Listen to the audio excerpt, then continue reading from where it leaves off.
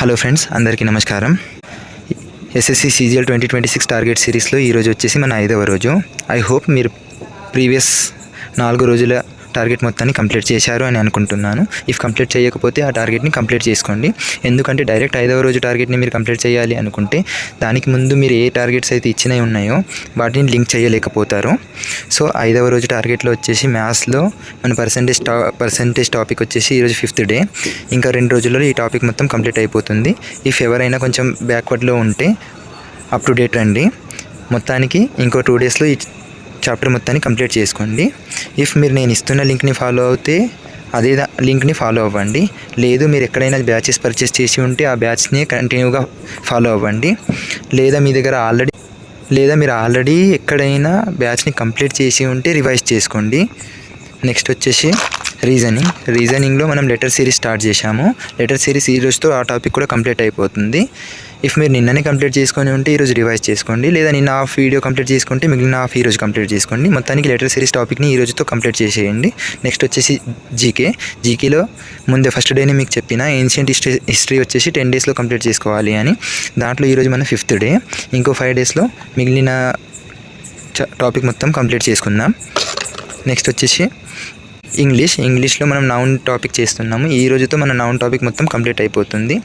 Same source మాత్రం నేను ఇచ్చింది ఫాలో అవ్వండి, కొత్తది ఫాలో అవ్వండి, మీ దగ్గర ఉన్నది ఫాలో అవ్వండి, ఏదైనా పర్లేదు, కానీ టాపిక్ మాత్రం కంప్లీట్ చేసుకోండి. నెక్స్ట్ వచ్చేసి ఒకాబులరీ. ఎవ్రీడే ఒకాబులరీ మీరు చేయాల్సింది, ఇది రొటీన్. 21 words, 20 idioms, 20 synonyms.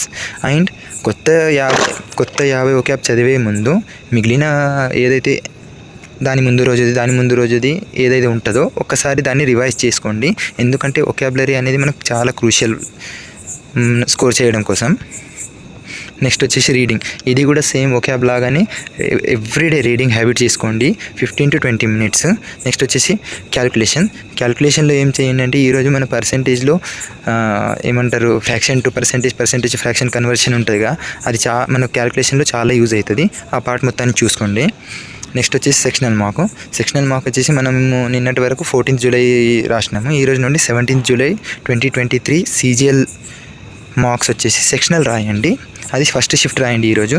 మీకు ఒకవేళ సబ్జెక్ట్ వైజ్ కావాలి అనుకుంటే నేను డిస్క్రిప్షన్లో ఆల్రెడీ లింక్ పెడతాను, ఫాలో అవ్వండి అక్కడ నుండి. లేదంటే డైరెక్ట్ మీరు టెక్స్ట్ బుక్లో వెళ్ళి కూడా రాయొచ్చు. ఇఫ్ మీరు ఈ టార్గెట్ మొత్తాన్ని తక్కువ టైంలో కంప్లీట్ చేసేస్తే మీకు ఇంకా టైం మిగిలి ఉంటే ఏ టాపిక్స్ అయితే మనవి టార్గెట్ సిరీస్లో కంప్లీట్ అయినాయో ఆ టాపిక్ సెక్షనల్ లేదంటే టాపిక్ వైజ్ మార్క్స్ అటెంప్ట్ చేయండి.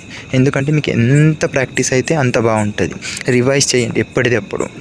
ఇంకేమైనా సజెషన్స్ ఉంటే, చేంజెస్ ఉంటే కామెంట్ చేయండి. Thank you.